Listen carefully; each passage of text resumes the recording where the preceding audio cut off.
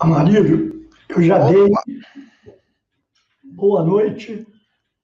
Nós já boa estamos noite. no ar, já estamos na transmissão ao vivo através do canal do YouTube.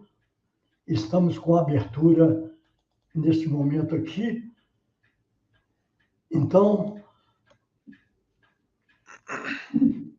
vamos fazer o nosso trabalho inicial nesse encontro para a gente falar um pouco da saúde mental e das escolas fechadas, não tão fechadas a partir de hoje, ou melhor, a partir do dia 26, na próxima segunda-feira, porém, basicamente, continuamos com as escolas fechadas, porque o índice vai ser bastante pequeno. Então, eu gostaria da sua opinião a respeito dessa decisão tomada hoje, nesse momento, com relação a flexibilização, a volta das crianças à escola. O que isso representa de positivo para as famílias, para os pais, para as crianças? Boa noite. Então, boa noite. Queria agradecer ao senhor aí pela presença aí, pelo convite, né? Agradecer a todo mundo aí por estar vendo essa live, né? E, enfim, eu vou opinar aqui enquanto um psicólogo, né? E não como um infectologista, um médico, alguém que possa dar qualquer tipo de opinião em relação à saúde pública em geral. Eu vou dar a minha opinião enquanto especialista naquilo que me concerne a falar. Pelo que foi relatado, né, pelo que eu tenho lido,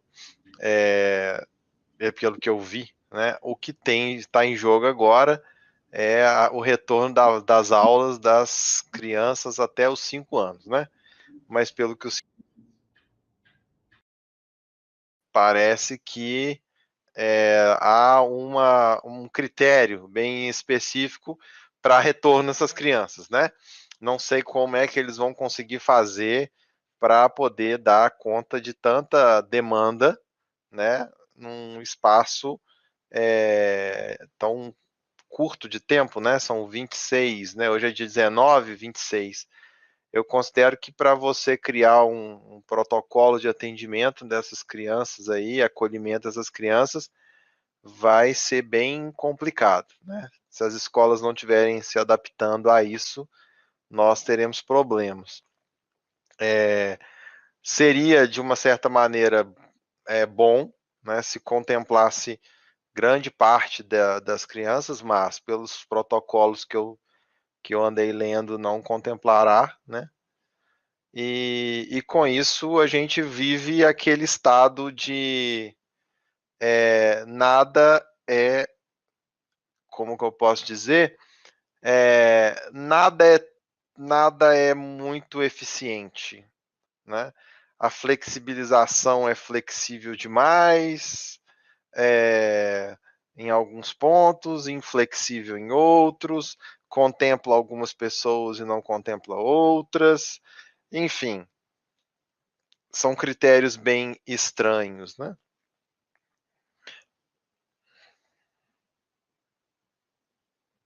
Gostaria de, antes de mais nada, a gente não fez uma apresentação correta da sua figura.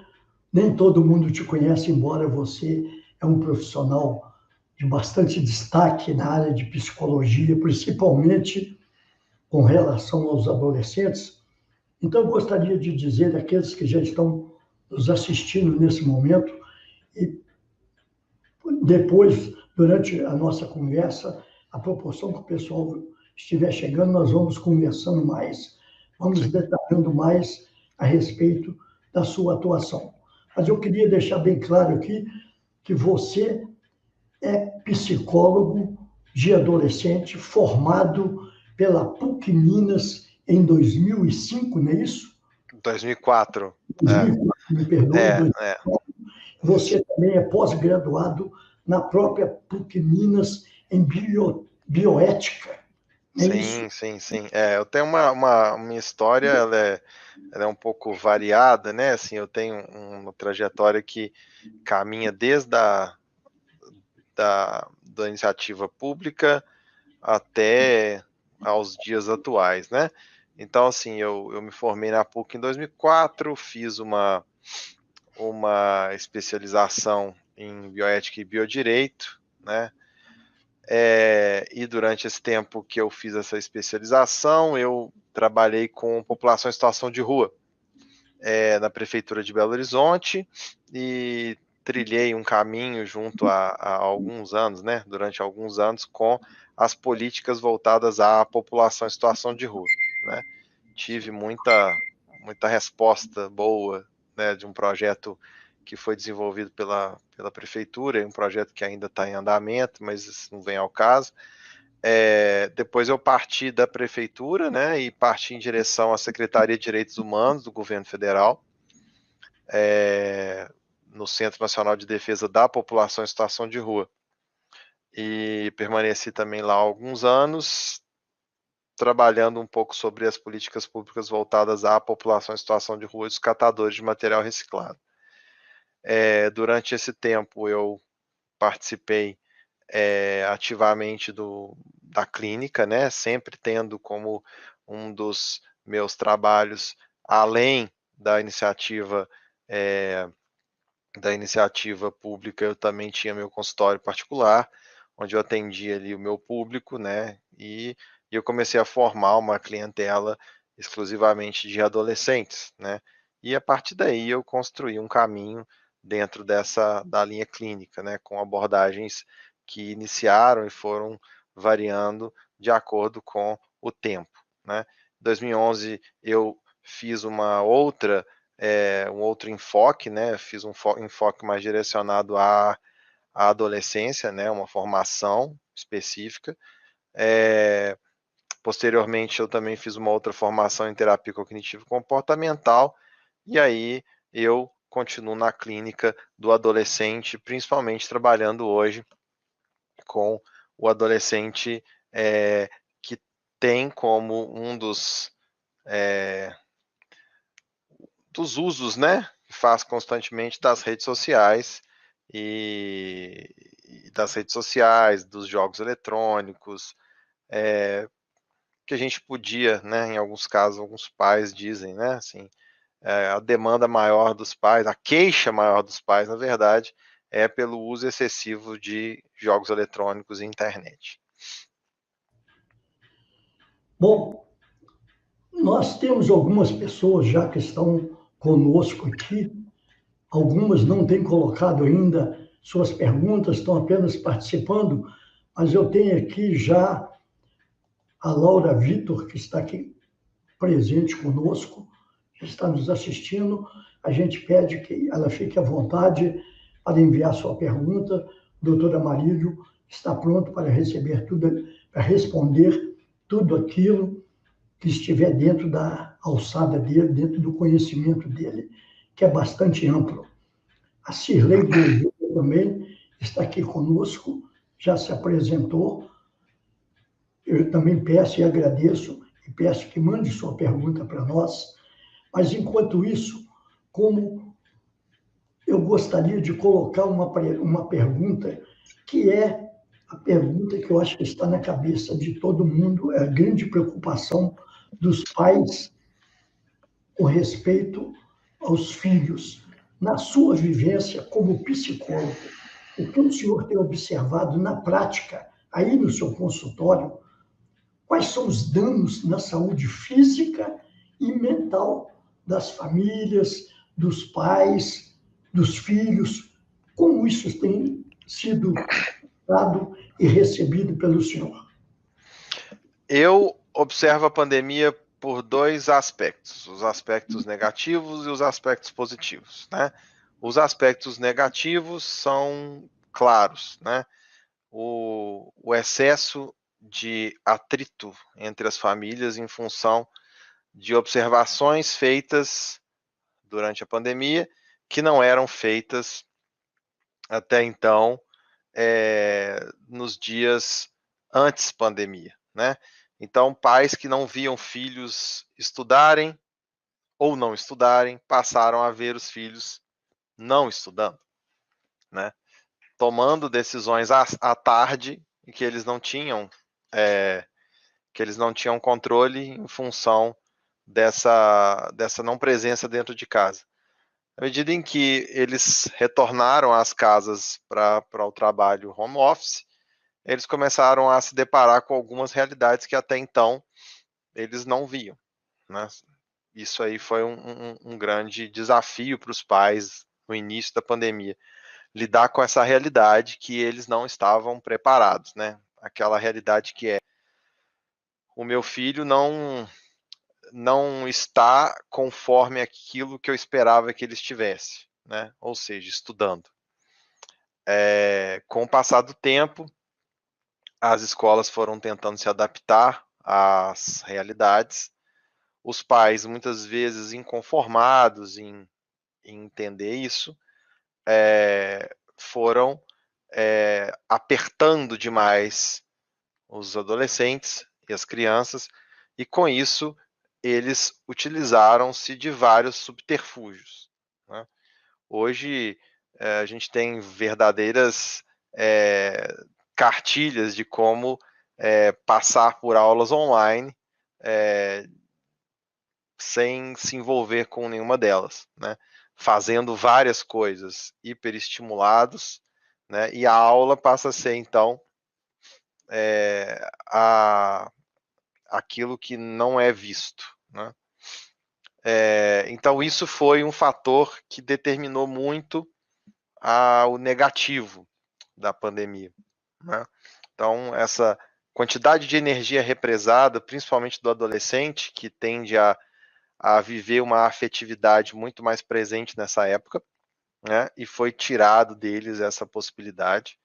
Com isso, os atritos dentro de casa também aconteceram, porque quando ao final do ano de 2020 houve uma espécie de afrouxamento nas relações de isolamento social, né, de retração social, muitos adolescentes partiram enlouquecidamente para o final do ano, para viver o ano novo, as festas de ano novo em vários lugares, no caso, e muitos deles se contaminaram, né? Se contaminaram conscientemente, né? Muitos deles conscientemente. Eu vejo aqui no meu consultório vários deles dizendo: eu vou para lá e o que vier não vai dar nada para mim, né?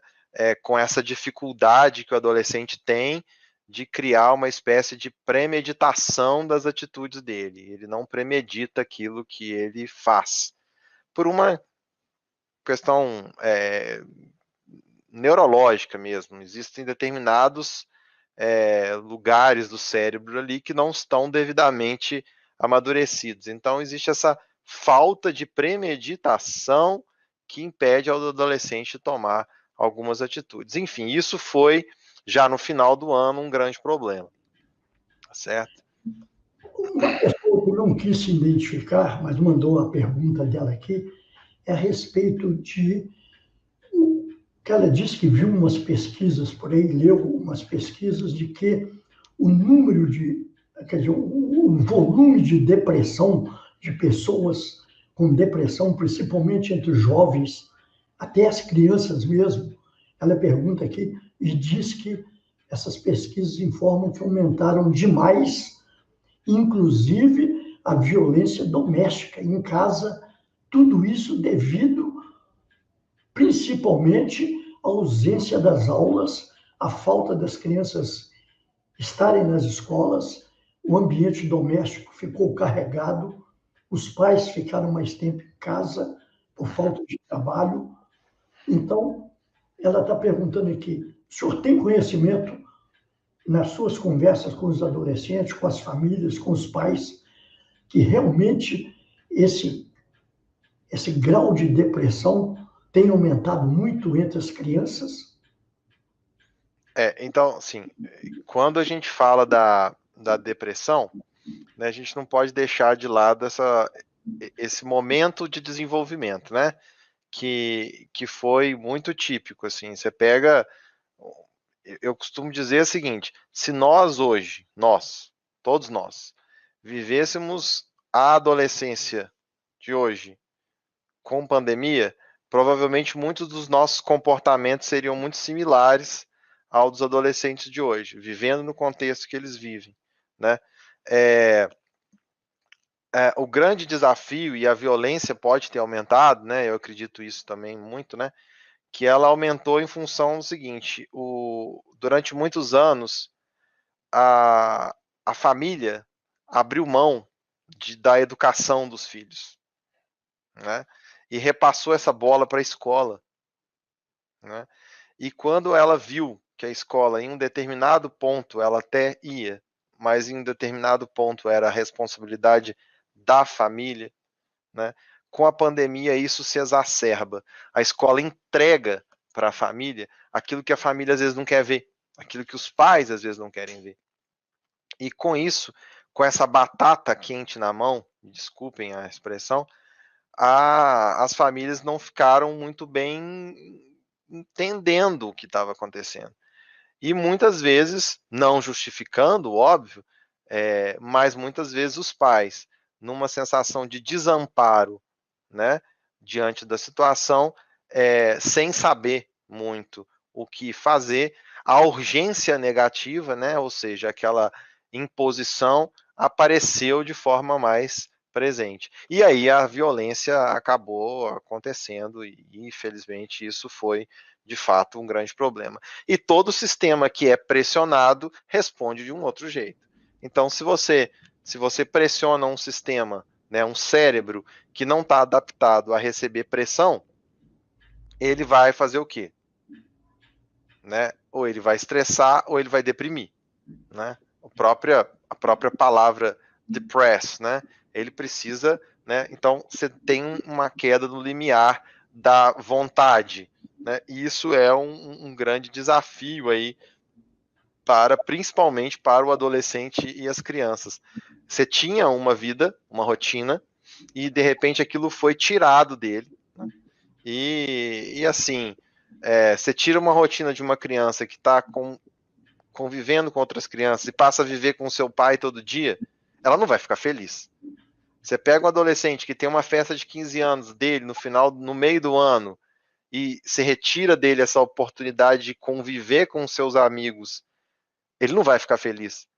Só que felicidade é uma coisa, depressão é outra, né? As pessoas podem estar infelizes. A depressão caminha, né, em níveis, né? Então, assim, eu vejo que a mudança tem acontecido. No início, as pessoas estavam mais infelizes. Hoje a gente pode vê-las mais deprimidas, né? E isso é um grande problema para a saúde de um mundo que vai ter que se recuperar primeiro de um déficit cognitivo, de um déficit de aprendizagem, né? Assim, que não vai ser solucionado do dia para a noite, e também se recuperar de um baque psíquico que também não será resolvido do dia para a noite. Essa sua finalização nessa explicação vem a calhar com a pergunta da Laura Vitor, ela dizendo como vamos poder reverter os danos mentais que foram causados por ausências de aula. Por exemplo, a falta de socialização. Uhum. Veja bem, Laura, se a gente pega um corredor que está ali fazendo treinamentos constantes e ele sofre uma lesão, ele passa por um tempo de reabilitação, né? E depois que ele volta aos poucos, né? Sendo que até ele participar de uma prova, passa um tempo em específico. Se a gente alijou essas crianças, esses adolescentes, desse período de convivência social, eu não falo nem de aprendizado, porque assim, a aprendizagem nesse momento fica em alguns momentos até em segundo plano, assim. Acho que a questão da reaprendizagem social é que me preocupa muito mais. Então, assim, reverter isso, eu acho que é muito complicado, porque é muito singular. Tem uma característica ali, um grau de resiliência de cada uma das pessoas. Mas o que está em jogo agora é que, num contexto geral, a gente precisa reabilitar as pessoas de viverem em comunidade, né? Por que eu falo isso? Porque não basta a gente simplesmente tirar a criança ali de dentro, da frente da televisão, do computador, enfim, e colocá-la num ambiente de escola, como se nada daquilo que se passou durante 1 ano e pouco fizesse nenhum sentido, colocasse essa criança e mandasse ela fazer o teorema de Pitágoras amanhã, né? Ela ficou ali dentro de uma casa, dentro de um apartamento, fechado, jogando, tendo milhões de estímulos, né? E não tendo capacidade de concentração em nada, nenhuma delas, e vai colocá-la num lugar onde ela quer conviver novamente com os amigos, quer encostar, quer pegar, quer beijar, quer abraçar. E aí? E a escola vai olhar para isso e dizer: não, vamos continuar com o Teorema de Pitágoras e seguindo a matéria da semana que vem. Não, isso não vai funcionar. Isso aí é só aumentar o déficit e aumentar, inclusive, o distanciamento, né, que a gente começa a ver hoje, que vai ser um distanciamento entre o social e o educacional, né? A gente vai ter que fazer uma espécie de readaptação para tentar encontrar a educação com a socialização, né? Muitas vezes, tacar matéria nos meninos não vai ser solução, pode ser um problema, porque vai ser claro que eles não vão conseguir acompanhar. Na minha seguinte opinião, a gente precisa fazer uma espécie de reencontro. A escola tem que ser um lugar de reencontro. Depois, o momento da teoria. Primeiro, agora a gente tem que viver práticas sociais. Doutora Marílio, Belo Horizonte, segundo as pesquisas, segundo levantamentos, tem mais de 30 mil crianças em idade de alfabetização. Aquelas que estão ali entre 4, 5 anos até os seus 9 anos de idade. Como vai ser o futuro dessas crianças? Porque a perda de 2 anos no ensino, não só academicamente, quer dizer, o aprendizado, o conhecimento, que vai ser um prejuízo muito grande, mas eu pergunto realmente, psicologicamente, as famílias vão ter muito trabalho com essas crianças, o senhor não acha? Sim. Agora, quando a gente pensa no contexto de uma classe média, né, que consegue manter um padrão de recompensa, ou até mesmo quando a gente fala de uma classe média que consegue compensar o tempo perdido, é uma coisa. Agora, quando a gente fala de uma população de baixa renda em escolas estaduais e municipais, a gente vai para um outro lugar. A gente vai para um déficit que muitas vezes é um déficit irreparável, né? O índice de evasão escolar em função da pandemia é muito grande, né? Houve um aumento, a falta de estímulo para o estudo foi em demasia nos últimos tempos, sobretudo nas escolas públicas brasileiras. E isso gera uma legião de pessoas que provavelmente não retornarão às aulas. Quando a gente fala da classe média, a gente tem classe média alta, assim, enfim, esses contextos socioeconômicos diferentes. A gente pode até ver que essa diferenciação da educação pode ser recompensada com o tempo. Mas quando a gente fala de camadas sociais, quase que muito pouco provável a gente prever que isso vai ser solucionado a curto prazo. É sabido, assim, por algumas pesquisas francesas, enfim, claro que é um contexto, um recorte e tudo mais, é sabido que foi feito alguns estudos com estudantes franceses, né, inclusive eu posso até depois passar o link e tal da pesquisa, em que foi constatado que naquela região, naquele específico público, houve para cada mês de saída das aulas, né, de isolamento, né, de retração, e, enfim, fechamento de escolas, houve 7 meses de déficit de aprendizado. Então, se a gente pegar esse recorte, claro que é um recorte diferente e tudo mais, em termos de pesquisas e tudo mais, se a gente pegar isso e aplicar isso ao contexto brasileiro, a gente está falando da França, se a gente pegar isso ao contexto brasileiro e aplicar isso ao contexto brasileiro, multiplica um ano vezes 7 meses. A cada mês a gente tem 7 meses de defasagem. Multiplica isso vezes 12, multiplica isso vezes 13. Quanto que a gente vai ter de anos de defasagem educacional? Então, assim, isso é um problema. Assim, são 7 vezes 12. É um drama que a gente vem acompanhando ao longo dos anos. O Brasil sempre teve essa grande dificuldade de conseguir fazer com que as crianças permaneçam na escola, principalmente aquelas das classes menos favorecidas. A grande dificuldade sempre foi a manutenção dessas crianças em sala de aula, tanto é que é sabido que a maioria das crianças nessa faixa da classe social vão para a escola mais em busca de alimentação do que propriamente do conhecimento, do ensino, da educação.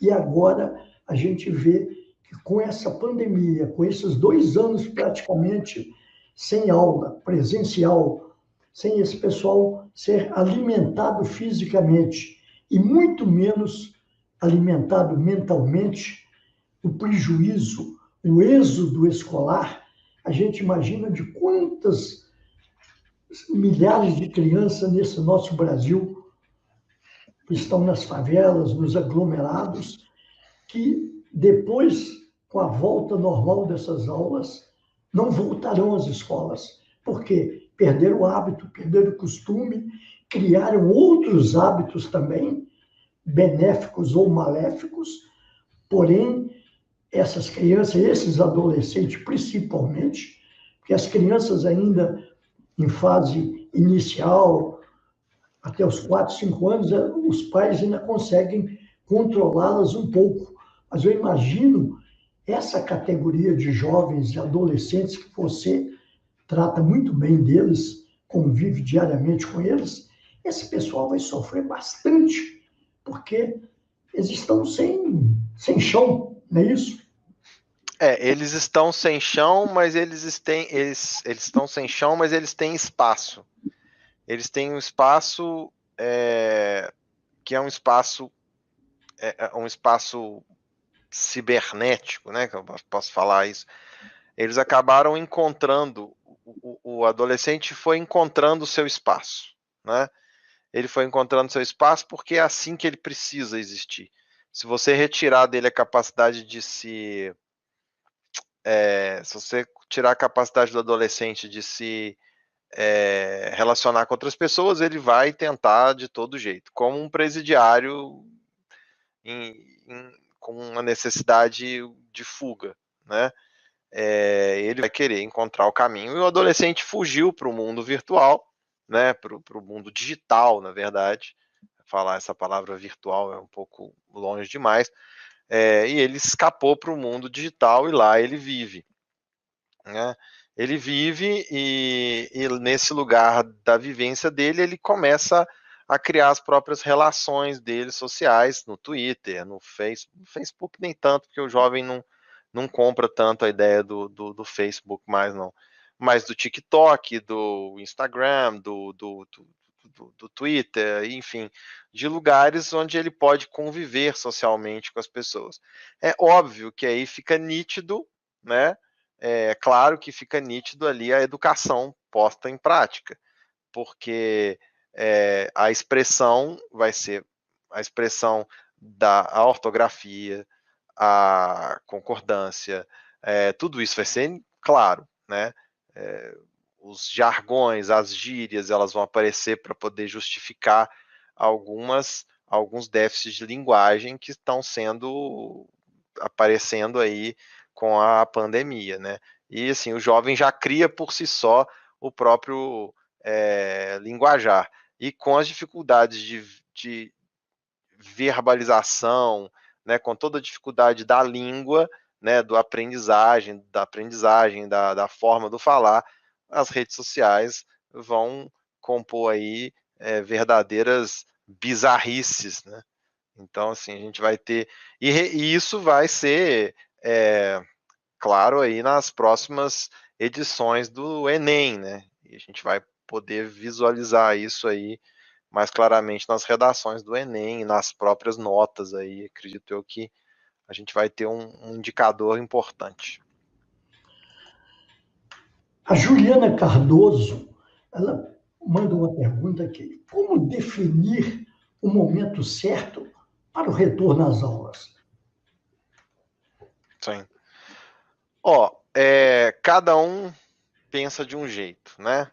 A gente hoje já não consegue definir o que virou saúde, o que virou ideologia. A gente hoje não consegue, infelizmente, né? O que é ciência, o que é crença, enfim. Eu penso assim, no momento em que os indicadores de vacinação estiverem favoráveis, né, dadas as devidas proporções, né, fazendo a vacinação, a imunização das pessoas que realmente trabalham diretamente com a educação, né, priorizar os professores, né, que são as pessoas que estão vivendo ali diretamente com isso, né, os mais velhos, né, as pessoas que carecem de mais atenção, né, e aí sim a gente vai conseguir, com uma taxa de imunização maior, a gente pode pensar num retorno mais amplo das aulas, né? O problema é que, como a gente não faz nada de uma certa maneira objetiva, né? Fica tudo muito bambo. Num país onde tudo é muito bambo, as respostas vão ser bambas, né? Então a gente não tem como definir o momento certo. Eu penso isso, né? E alguns infectologistas, né, que a gente conhece, médicos e pessoas próximas da gente, a gente entende assim. Assim, existem médicos também, que eu não discordo deles, que comprovam que o retorno às aulas seria muito benéfico. O que eu também posso pensar que sim, porque em algum dado momento pesquisas indicam que as crianças não são tão afetadas, né? E eu acredito que a base e o raciocínio, né, da própria prefeitura de Belo Horizonte, no caso, para retomar as aulas das crianças mais novas, deu-se em função desses estudos promovidos por pessoas sérias, né, que têm apresentado dados claros de vários recortes aí. E sim, se a gente for basear em ciência, a gente tem que fazer o retorno das aulas. Imunizou os professores, imunizou os mais velhos, viu que as crianças não são tão afetadas, retoma as aulas, né? Para quê? Porque a vida precisa de uma certa maneira, aí detalhe, sem contar, desculpa, voltando, deixando a critério de cada pai o retorno do filho à aula ou não, sabendo que a escola também tem que ser bastante compreensiva nesse sentido, né? Porque existem pais que vão dizer, não, independente se as aulas voltarem, minha mãe vacinada, os professores vacinados, eu não vou mandar meu filho porque eu não quero correr esse risco. Ok, respeitado isso, a escola vai ter que criar um sistema talvez híbrido para poder aplicar algum tipo de resposta. Entendeu? E a gente, inclusive, a situação que o mundo vive hoje com essa dúvida, essa interrogação de volta ou não às aulas, é um grande problema. A gente tem lido que a Unesco, a própria ONU, a OMS, a Organização Mundial da Saúde, todos eles têm enfatizado bastante que a necessidade de voltar às aulas presenciais é enorme. Todos eles dizem claramente que a necessidade da educação, a necessidade do convívio social, que é convívio escolar, para as crianças de toda a faixa de idade, desde a mais tenra idade até o universitário, é benéfico e é necessário. No entanto, com raras exceções, com poucos países, mesmo na Europa, Estados Unidos, aqui no Brasil mesmo, são poucos aqueles estados, aquelas prefeituras que têm se preocupado, assim, diretamente, mais enfaticamente, com o retorno das aulas. Primeiro, buscando vacinar. Nós estamos vendo São Paulo agora dando um exemplo até bastante louvável, porque a partir do momento que chegaram na faixa de vacinação dos 60 anos, eles deslocaram um número de vacinas para o pessoal da educação, para os professores, para os funcionários. Então, eu acho que o Brasil inteiro deveria ter um plano de ação baseado em cima disso, tanto Belo Horizonte e outras capitais, outras cidades, de, a partir do momento onde se chega à faixa dos 60 anos, que é considerada aquela mais perigosa, com mais dificuldades e com mais risco de ser contaminado, eu acho que a partir daí deveria dar uma pausa e pegar todos esses recursos, todas essas vacinas e aplicar intensamente nos professores, na rede escolar, em tudo, para fazer voltar à escola. Porque nós sabemos que o atraso, em todos os sentidos, vai ser enorme. Até economicamente, não é isso, doutor? Agora, a gente também, quando a gente fala de educação, a gente fala muito pontual de algumas coisas. Assim, por exemplo, a gente fala assim, da educação do 0 aos 5 anos, da educação do quê? A gente fala do ensino fundamental, do ensino médio, né, do ensino superior. Só que a gente esquece que existe uma faixa que é praticamente uma faixa que não é vista e não é lembrada, que são os jovens e adultos, né? A educação dos jovens e adultos, do EJA, né? Existem pessoas, né, que querem, após muitos anos sem estudarem, ou às vezes nem estudarem, eles querem retornar à escola. E muitas vezes essas pessoas, elas possuem idades que são idades específicas e são públicos de risco da Covid, né? Então, muito se fala de educação, que tem que voltar jovem, tem que voltar criança, tem que voltar, mas a gente não fala do EJA, da educação de jovens e adultos, que é exatamente aquilo que a gente estava falando mais atrás, da importância das camadas da sociedade que não são vistas, né? Que é muito fácil eu ficar aqui falando e dizendo de jovens e adolescentes, de crianças de classe média alta, que é o que grande parte dos psicólogos às vezes fala, né? E esquece que existe essa camada de pessoas que são pessoas de risco, né? Tem pessoas idosas que querem voltar a estudar, mas não podem. Por quê? Às vezes elas não têm, elas têm 40 anos, elas não são idosas, né? Mas são pessoas mais de uma certa idade, são grupos de risco, não foram vacinadas e não vão poder estudar, né? Então, assim, a gente tem que pensar nessa camada de pessoas também que quase não é vista, né? E é importante dizer disso aí também. E eles também estão passando por déficits de aprendizagem, eles também estão passando por evasão, porque, né, assim, como é que antes eles ficavam em casa, eles não ficavam em casa para ir para a aula porque alguém ajudava, né, em casos específicos, estava os ajudando para poder ir para a aula. Agora não tem aula, não tem ninguém para ajudar, eles têm que ficar com o filho, consequentemente, eles vão abandonar a escola, né? Então a importância da gente fazer um trabalho mais sistêmico, né, de fazer o retorno e valorizar e ver cada caso em específico, né? A imunização ela tem que ser muito específica, ela não tem que ser uma coisa assim de vacina o idoso e vai, não, tem o EJA, né? Tem os funcionários, tem os professores, tem os médicos, tem os lixeiros, tem as pessoas, então tem que ver as pessoas também, que não são vistas. A Laura Vitor faz uma nova pergunta, que é: o que nós pais podemos ou devemos fazer nesse momento para amenizar os impactos emocionais, psicológicos nos nossos filhos, já que os impactos são inevitáveis? Uhum. Você pega esse, como eu já havia dito, né? Se você pega o sistema que está pressionado, né? Os pais também estão pressionados, né?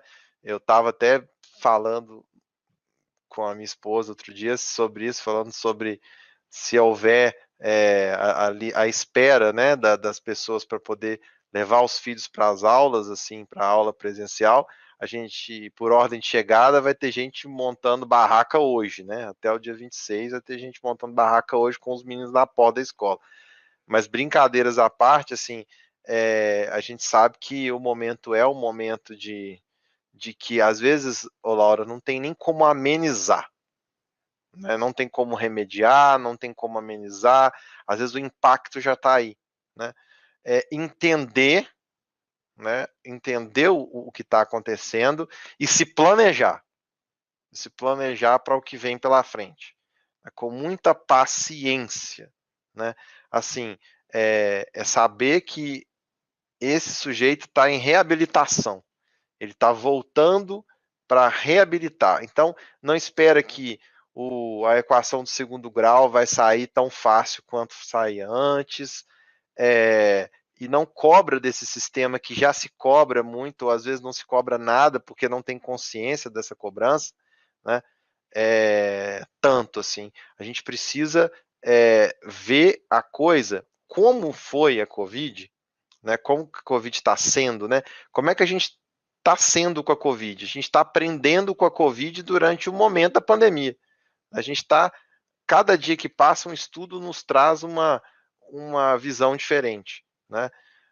Lembro eu que desde a primeira vez que eu li um artigo científico, logo no início da pandemia, que eu li um artigo da Universidade de Wuhan, que foi publicado em Cambridge, esse artigo dizia pontos muito específicos a respeito de quais eram os mecanismos responsáveis para manter a sanidade dos sujeitos que estavam, os protocolos que eram utilizados para manter esses sujeitos aí mais seguros, né, e mais bem assessorados. Primeiro era o constante monitoramento das atividades desses sujeitos que estavam em isolamento, e os psicólogos então partiram em direção a esse tipo de trabalho.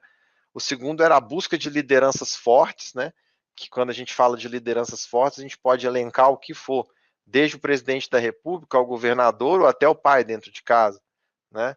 O autocontrole, né? E as técnicas de meditação, enfim, que seriam necessárias para poder controlar esse corpo que sofre, né? Porque se a gente for parar para ver dentro desse protocolo todo, o único órgão do corpo da gente que a gente consegue controlar nesses momentos mais, né, é a questão da respiração.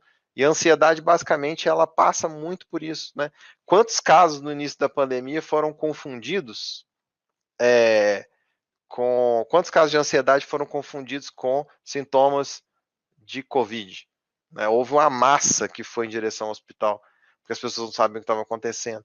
Então, esses prejuízos agora começam a ser mais entendidos, assim, né, em alguns pontos. Então, o que eu penso a gente tem que diminuir a pressão em cima deles, entender que eles estão em processo de readaptação. Ninguém cobra uma criança que está começando a andar correr, né? Então a gente agora também não pode cobrar do jovem que ele saiba tudo do dia para a noite. Principalmente uma camada muito prejudicada, que são os jovens que estão passando agora nos últimos anos do colégio, né, do ensino médio, que vão enfrentar um desafio muito grande, que é o Enem. Então, assim, eles estão sendo muito cobrados, mas eles estão sendo muito cobrados pelas escolas, para terem respostas que, se nós não soubermos diferenciar, são respostas extremamente mercadológicas. Entregar resultado de nota boa no Enem para levantar a escola, para ela ser creditada como uma boa escola para o ano seguinte, as pessoas mandarem essas crianças para lá e, consequentemente, a gente tem que tomar muito cuidado com isso. O papel do pai hoje é olhar criteriosamente isso, monitorar o filho e falar assim: opa, será que eu estou pressionando demais? Será que eu não tenho que esperar o tempo e dar prioridade à socialização? Né? A gente não pode ser um pouco mais pacífico nesse momento, não. E eu acho isso ótimo, porque parece que o Covid ele veio dar uma freada nesse ímpeto do mundo de querer ser, porque todo mundo queria ser o melhor, né? O meu filho é o melhor, meu filho. De repente a pessoa vê de frente que o filho não tem como ser melhor porque o mundo freou, o mundo parou. Então ele agora vai ter que entender que o filho vai ter que aprender junto com o mundo. E é isso.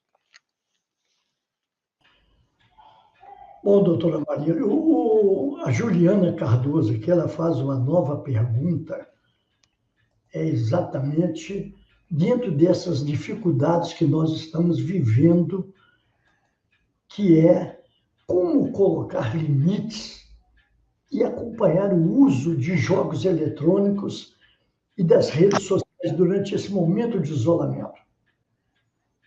Uhum. No caso da criança e do adolescente, são coisas distintas, assim. Os mecanismos de recompensa da criança e do adolescente vão mudando. Então, assim, é recomendável que crianças até os 4 anos não tenham acesso a nenhum tipo ou o mínimo possível de tela, né? Jogos eletrônicos, telefone, não é babá, né? Se você não sabe que seu filho tem que brincar, é bom você repensar se você vai ter filhos, né? Se você não souber ensinar seu filho a pegar nas coisas, mas ensinar seus filhos a mexer no telefone, é sinal de que você não entendeu nada. Talvez seja a hora de você repensar o lugar de você enquanto um pai que precisa se envolver no processo. Meu filho só come vendo isso e aquilo outro.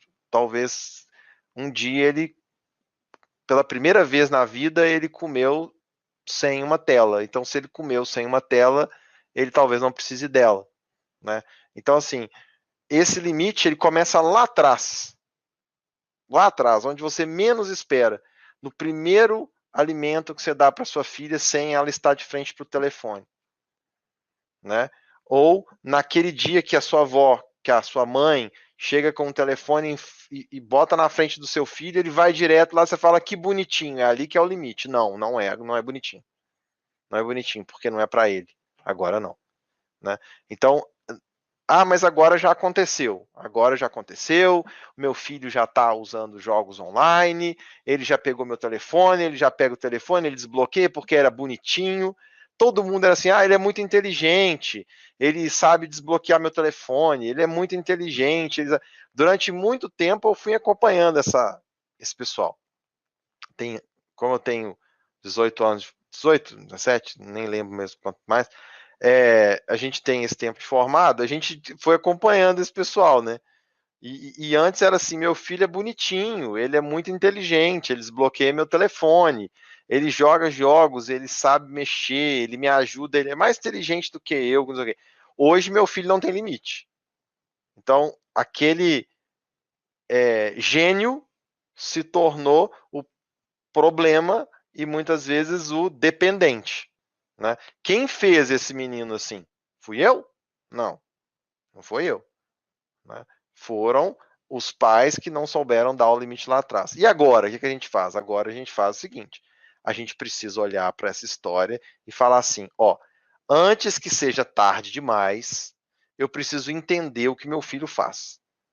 Né? Se eu achava bonitinho e achava ele inteligente, não estava nem aí para o joguinho que ele jogava, agora eu não posso achar que ele vai ficar inteligente, porque ele não vai ficar, porque é comprovadamente, é cientificamente comprovado que pessoas que têm acesso ao uso de telas não necessariamente são gênios, isso é fato, né? São mecanismos completamente diferentes. Você tem um acesso a respostas cognitivas, respostas de recompensa rápida, né? Uma coisa é uma coisa, outra coisa é outra coisa. Então, assim, eu apertar botão rápido não quer dizer que eu sou inteligente, não. Porque se eu ensinar um macaco a fazer, ele faz também. Entendeu? Então, a gente tem agora que entender o que eles fazem, entender qual é a dinâmica de funcionamento e limitar. Ou seja, se ele joga, jogo online não tem pausa. Eu adoro essa frase. Jogo online não tem pausa. Tem. Quem é a pausa? Eu. Eu sou o pause. Como é que funciona o pause? Desliga. Eu te peço uma vez, você desliga. E se você não desligar, eu desligo. Mas eu vou criar tumulto em casa. Você vai ter que assumir o risco. Infelizmente. Se você não souber conversar, né? Você precisa conversar com seu filho. Existe o limite de hora. Aí ele começa a jogar às 10 horas da noite. Ele não vai acabar 10h40. Né? Se ele começar a jogar 10 horas da noite, cada partida que ele jogar, ele vai terminar 1h da manhã. E 1h da manhã ele já matou todo o ciclo de sono dele. No dia seguinte ele vai dormir até tarde, vai perder a aula online, vai perder o ciclo de sono dele, vai matar a melatonina, vai descompensar o ciclo dele inteiro. No dia seguinte ele está irritado, aí todo mundo vai falar assim, meu filho, a culpa é do jogo eletrônico, que deixa meu filho nervoso. A culpa é do jogo eletrônico, que faz meu filho ficar violento. Tem nada disso. Não tem isso. Se você ficar vendo Netflix até 3 horas da manhã e não dormir, no dia seguinte você vai brigar do mesmo jeito. Se você ficar discutindo com a sua esposa até 3 horas da manhã, no dia seguinte você vai ficar nervoso do mesmo jeito, você vai ficar irritado do mesmo jeito. Por quê? Porque você não... Só que a questão toda é a seguinte, hoje o pai fala assim, ele vai ser youtuber, coloca 3 telas na frente do menino, dá para o menino a ideia de que ele vai ser youtuber, ele joga essa ideia, esse caô para você, de que ele vai ser um famoso, de que ele vai ser isso, aquilo, aquilo outro. Você coloca 3 telas gigantes, 144 Hz na frente dele, com iluminação a noite inteira, o dia inteiro, mouse colorido, telefone na frente. Não adianta. Você está fazendo o quê?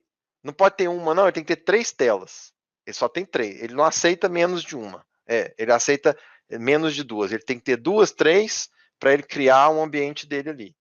Né? Para fazer o que com essa tela? Ele nem sabe o que ele faz. Ele só joga com 1, mas ele tem 3.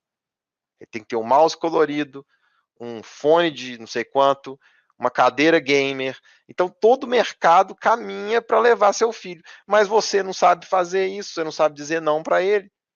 Né? E aí, como é que faz?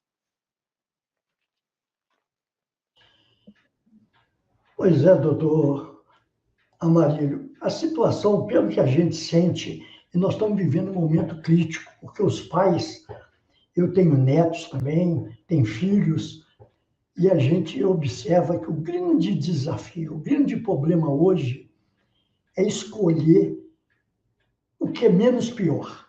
No caso das redes sociais, por exemplo. É muito difícil você não ter uma criança, e hoje a maioria dos pais estão sofrendo esse desafio. Você tem os filhos dentro de casa, você tem a televisão, eles têm o celular, eles têm a rede social, de você impedir ou até mesmo controlar, que seria o melhor caminho, como o senhor acabou de dizer agora. A grande dificuldade, eu sinto, eu tenho contato com alguns pais, mesmo na própria família, a dificuldade em colocar esse tempo exato. Porque antes a criança ia para a escola, ficava ali a metade do dia, voltava, o horário de almoço, depois você programava aí de mais 2 horas de rede social ou de televisão, vai ver um filme, depois você vai fazer o para casa, não sei o quê, e aí o dia passa e a noite também, você consegue mandar ele dormir ali pelas 9, 10 horas da noite. Hoje, com essa inanição, com esse paradeiro, com essa falta de atividades, tanto dos pais como dos filhos, o conflito é inevitável, não é? Sim, com certeza. Mas assim, enquanto nós vivíamos assim, a gente sentava na frente da televisão para ver um episódio de uma série que ia acontecer hoje na segunda-feira e nós a gente ia ver novamente essa série na segunda da semana que vem. Então a gente tinha uma expectativa, a gente buscava uma espécie de a gente queria aproveitar aquele tempo da nossa vida entre aquela segunda-feira à noite até a outra segunda para discutir sobre a série, sobre e tudo mais. Hoje não.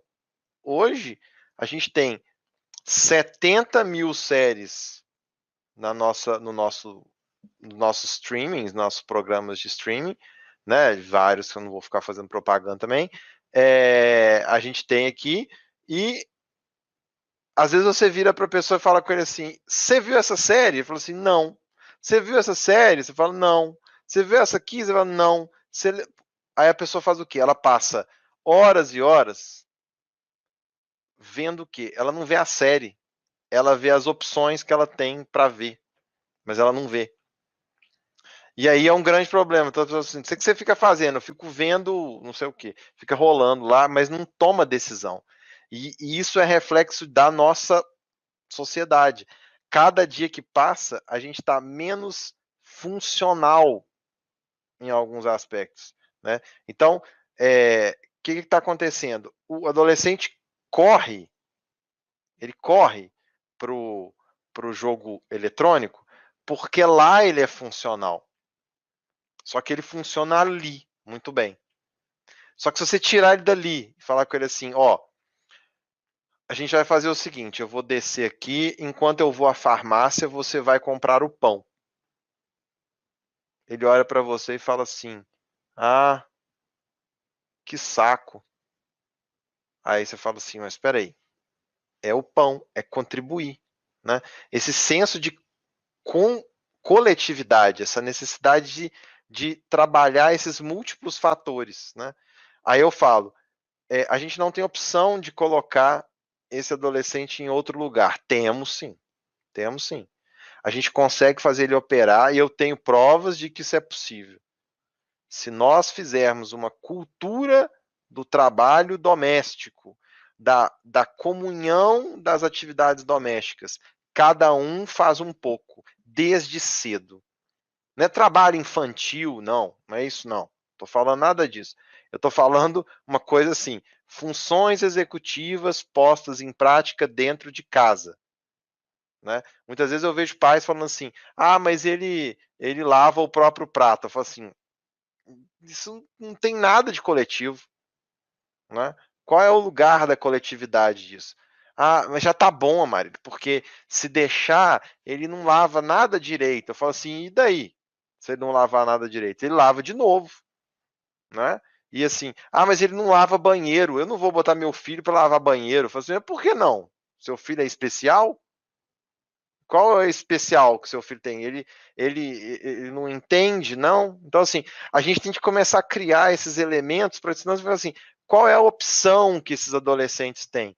Tem um tanto de opção que você tem, né? Só que você exige dele que ele estude. Só que aí ele não estuda, e aí?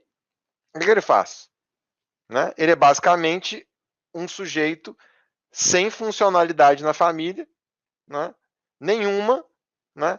Aí fala assim, ele entra para dentro do quarto e fica lá. Eu falo assim, Mas engraçado, na nossa época, ficar dentro do quarto era ser punido. Não é mesmo? Assim, vai pro seu quarto. Você fala assim, não, eu não quero pro meu quarto. Hoje não. Hoje você fala assim, vai pro seu quarto. Você fala, obrigado. Maravilhoso. Que agora eu vou pro meu quarto, lá eu tenho meu Netflix, não posso falar esse negócio, desculpa. Lá eu tenho as opções, eu tenho N coisas, e eu tenho meu videogame, eu tenho meus streamings, eu tenho meu YouTube, eu tenho um tanto de coisa. Então é o meu mundo. Quem não vai querer isso? Né? O quarto hoje não é mais o lugar da punição. O quarto é o lugar da redenção. Aí o menino vai, ainda entra pro quarto, tranca a porta e grita para a mãe: você só entra aqui se você bater na porta. Fala assim, mas quem é dono da coisa? Você é hóspede, jovem.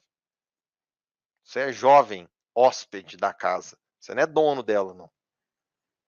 Então você tem que participar. Talvez eu esteja sendo muito duro, mas em função disso tudo que eu vejo, que não está dando certo.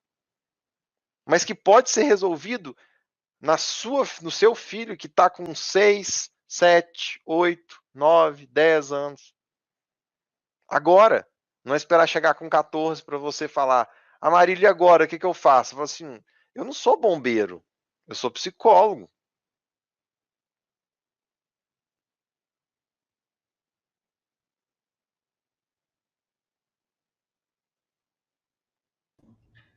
É uma interrogação que a gente fica com ela na cabeça, né? O que fazer agora?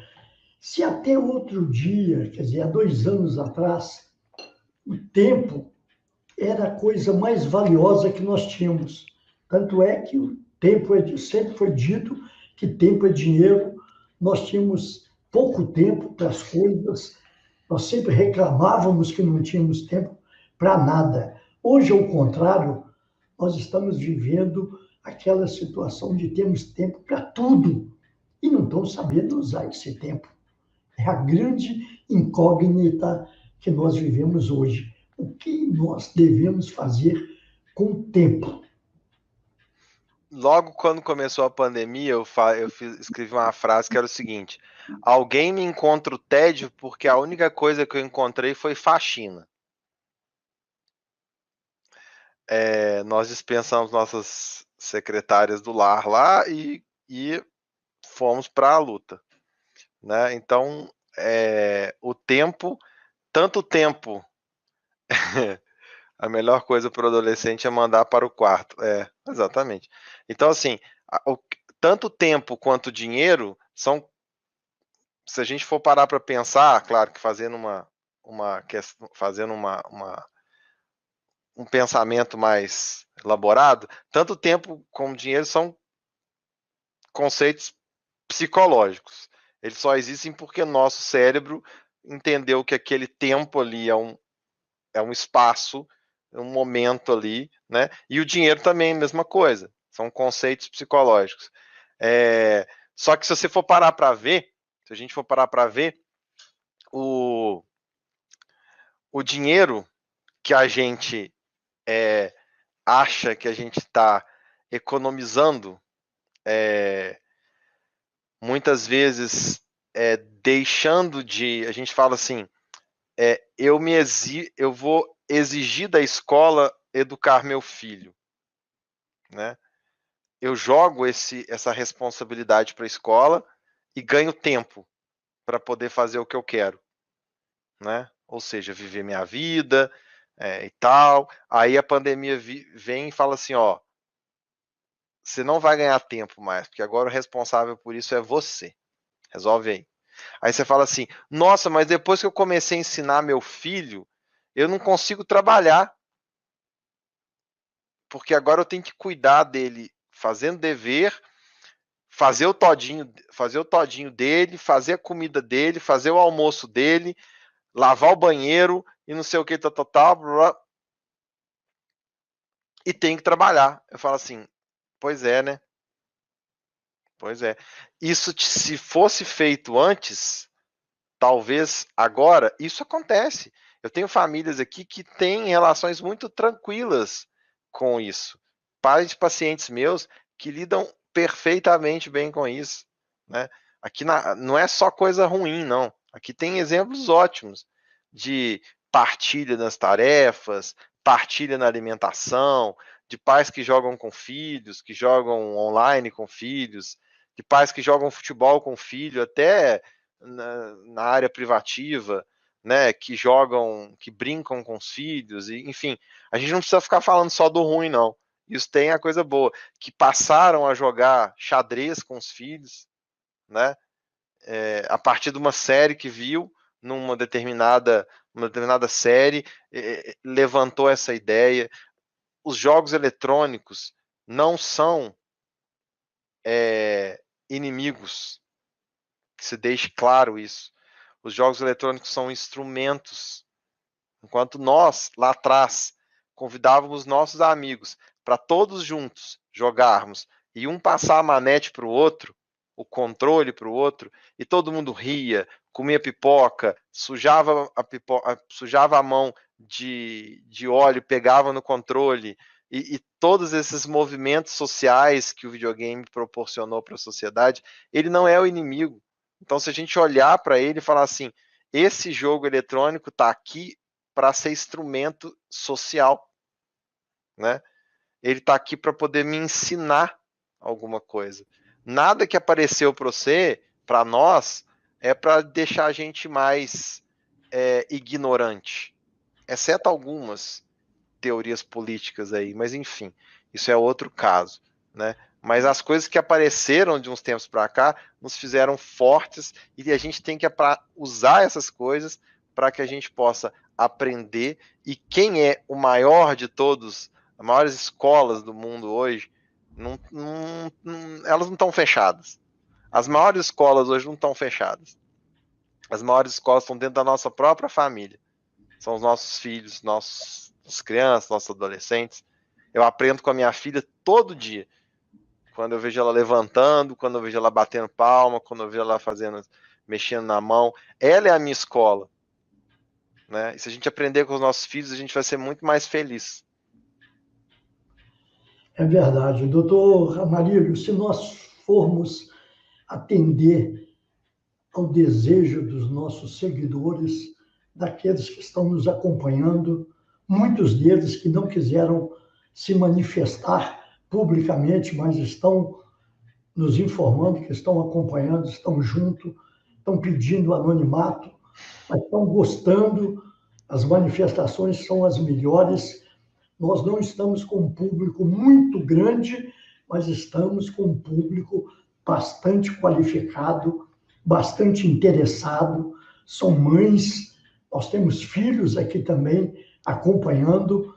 Então, com certeza, essa conversa aí de mais de uma hora, ela foi excelente, ela vai nos ajudar a todos, nós que somos mais adultos, mais velhos, como aqueles que estão começando a vida agora, a refletir um bocado de coisa.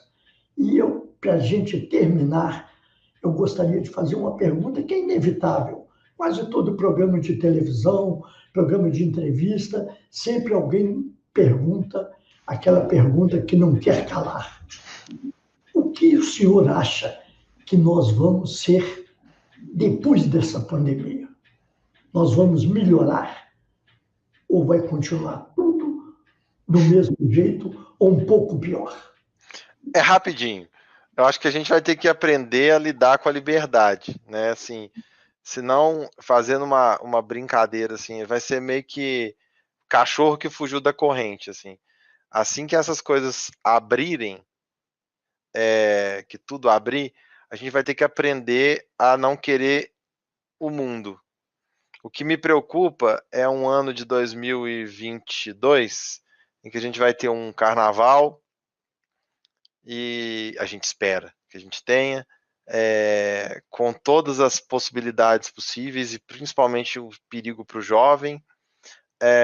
A gente vai ter uma Copa do Mundo, né, em que a gente sabe que Copa do Mundo é carnaval o mês inteiro para alguns jovens, né? Então, assim, o meu maior receio é que assim que acabar essa pandemia, as taxas de mortalidade de jovens venham a aumentar em função dessa desmedida, né? E aí a gente vai aprender um tanto de coisa.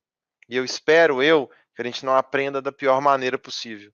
Então, não é viver tudo o que há para viver, mas a gente entender que a gente vai ter outros tantos carnavais, né? Outros tantos encontros com os amigos, porque senão a gente vai querer fazer um encontro, né? E vai ser um e último.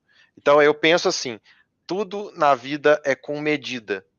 E a gente tem que ensinar o nosso jovem, a nossa criança, a não viver, e o adulto também, a não viver o mundo como se não houvesse amanhã. Doutora Maria, Mas no fim eu acho que a gente vai passar por isso. E se passar, a gente sempre passa. A gente passou por vários outros momentos da humanidade e sempre passa. tomara que sim, é a esperança de todos nós. No mais, eu quero agradecer-lhe esse tempo todo conosco aqui, essa dedicação a nós e essa conversa boa, que foi muito produtiva, como eu já disse antes.